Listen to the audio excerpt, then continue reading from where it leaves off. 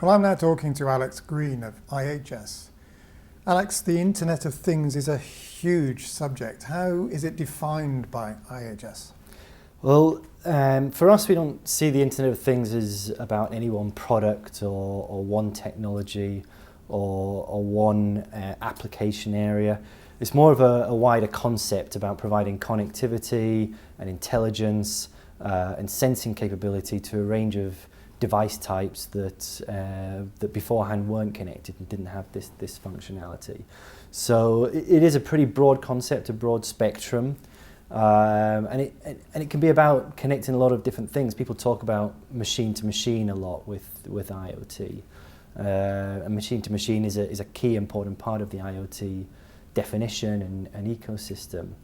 But it's not the only thing. We see IoT as about connecting people to machines, machines to machines, machines to objects, objects to objects. So it's about that whole introducing, processing, intelligence and connectivity to a range of up to now unconnected devices. Okay. Well, research companies are forecasting some astronomical numbers for the potential of the Internet of Things business. It's very difficult to weigh them up against each other, but where does IHS stand? Yeah, I completely agree, and I mean we are guilty too. We make a lot of noise about how big we see the IoT opportunity, but we do approach it in quite a methodical and detailed way. We don't pluck these numbers out of the air for what it's worth. Our projections at the moment that already there's around 15 billion internet-connected devices. These aren't necessarily what you think of as IoT all the time. They're not just the sensors that we think of with IoT, but I'm also talking about, including in that number, some of the consumer electronics devices, cell phones, laptops, broadband gateways, etc. But by the end of 2025, we're projecting around 75 billion IoT connected devices will be in use. That's not being shipped per year. So a pretty big rise up from where we are today. But as I mentioned, that number, we go about it in a very methodical way in terms of producing that statistic. We look at a whole range of around 40 or 50 different application areas that relate to devices that could be internet connected. We understand how many of those devices or objects are in use, in existence at the moment. Are they connected? Are they not connected? What are the rate at which that will change? And from that, we build up those numbers. So yeah, I do totally acknowledge and agree there is a lot of hype, a lot of large numbers being bandied around. But we do believe that the opportunity is massive, and the way that we go about building it up is in a logical, methodical manner. So for those of us on the outside who are a little puzzled about how these processes work, how do you actually come up with the numbers? Is it based on talking to manufacturers developing products, and how much of it is finger in the wind? The way we come up with it, if I give you an example, that might be the easiest way to do it. So one of the areas for consumer IoT that we hear a lot about is smart home. Yes. So let's take the example of the smart thermostat, for example. We have teams in IHS that already track the thermostat market, the building automation market and the energy markets. And so we have data about how many thermostats are in use in households, who's making them. And so as part of the research, we'll speak to those suppliers and try and understand to what extent they're embedding connectivity into their solutions, to what extent they're looking at rolling out applications that allow for control of these devices from remote locations, from the cloud. Okay. And we'll also be speaking with the connectivity solution providers to understand what are they aiming at, where are they trying to get their solutions built into. In fact, finally, but we also speak to consumers. We do a lot of consumer market research to try and gauge consumer opinion, consumer interest and appetite for new technologies. And so that all brought together alongside information on what the service providers are doing, for example, the utilities in the case of smart meters, allows us to build up that picture of where we are now in terms of intelligence being built into these devices, and what the appetite and adoption rate is likely to be over a number of years. I won't try and claim that we're always right, But we certainly go through a rigorous process to try and build up a firm set of assumptions that we can then use to make our projections. So basically you're extrapolating from real data and then applying your own intelligence on top of that? Our own intelligence, but that's based on primary research from the people that are making the decisions around that adoption. To what extent will connectivity play a part in achieving these numbers for the IoT, and what might hinder that development? Connectivity is central to all of IoT's development. IoT is about putting processing power on connectivity in potentially dumb, unconnected devices. But at the moment, it's difficult to say. Connectivity is going to be driving the market, but to some extent, the vast array of technologies that are being used within the IoT environment could hinder the market development at the same time. So connectivity, you need it for IoT, but at the moment there is a plethora of different solutions for connectivity that mean that a lot of the products that are out there on the market and that are being used are not interoperable. And that's where the lack of standardization, the lack of common use within the IoT industry in relation to connectivity could slow down market development. You've almost got to think of this in a few different concepts. So if you look at the wide area network, so very much about getting data from devices locally, back to the cloud, back to the internet, that has got less complexity in terms of connectivity.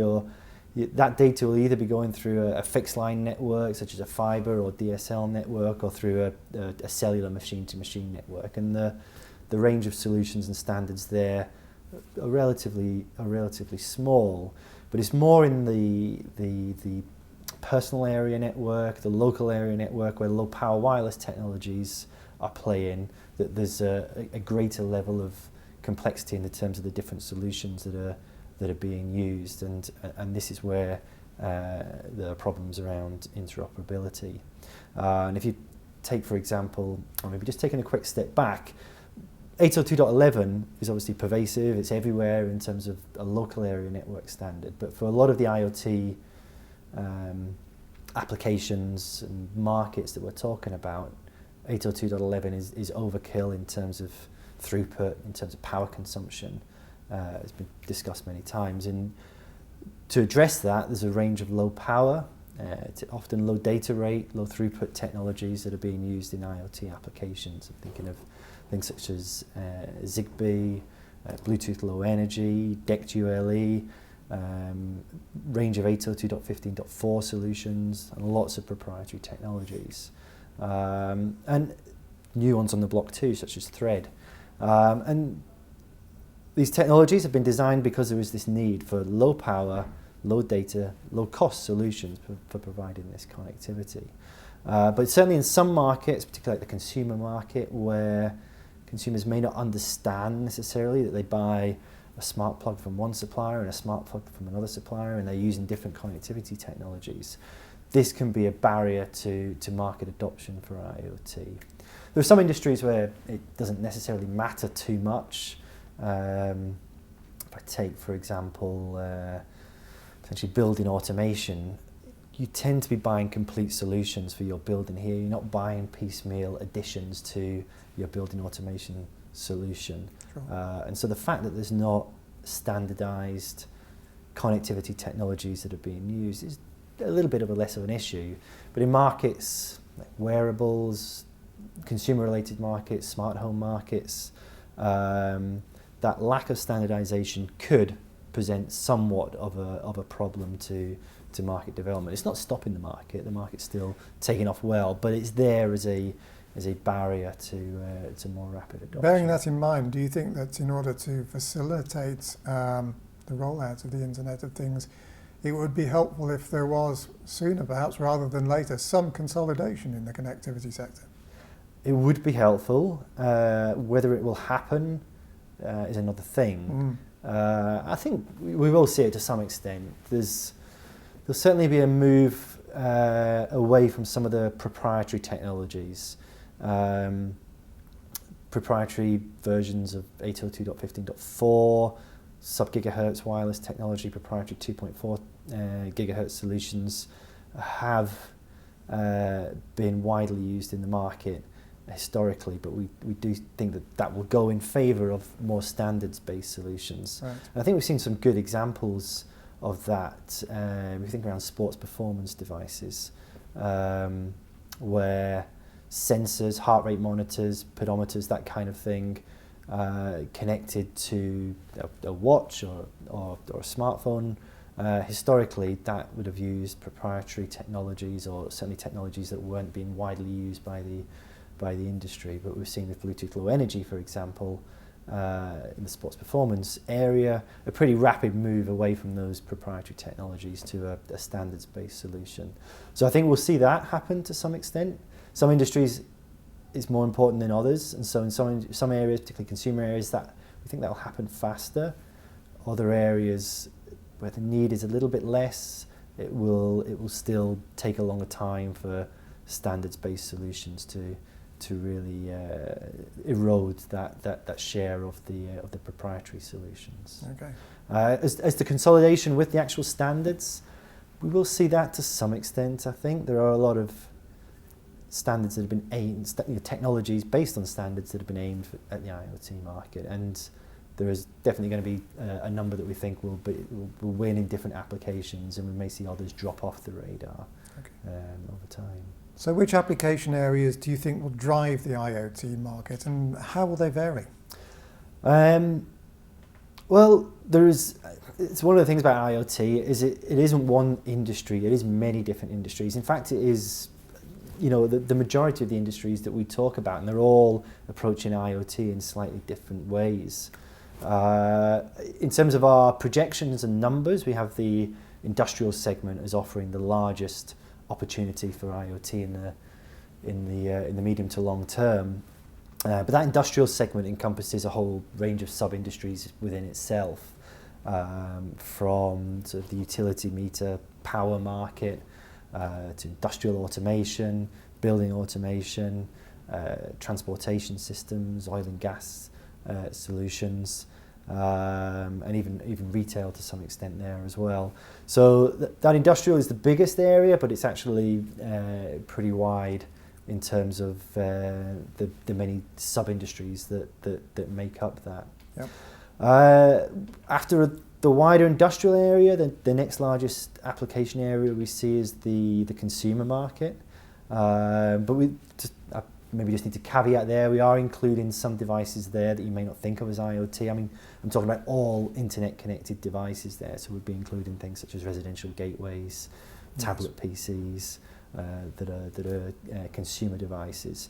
But the more interesting area is things like smart home. That's one of the big application areas for consumers, and the kind of sensor type devices that are going to be driving the consumer IoT market include many of the smart home devices that we hear about, from security, home energy management, assisted living to some extent, connected lighting, those kind of applications. So industrial, consumer the biggest, but there's many others that are also going to be contributing to the IoT market: medical, communications market, automotive, both from a kind of infotainment and telematics perspective, but also in terms of under the hood, automotive electronics and the connections within the car, as well as connections to the outside world. The IoT really is all-encompassing, isn't it? Certainly is. I think it's going to be something that will touch upon devices across all walks of life and all application areas.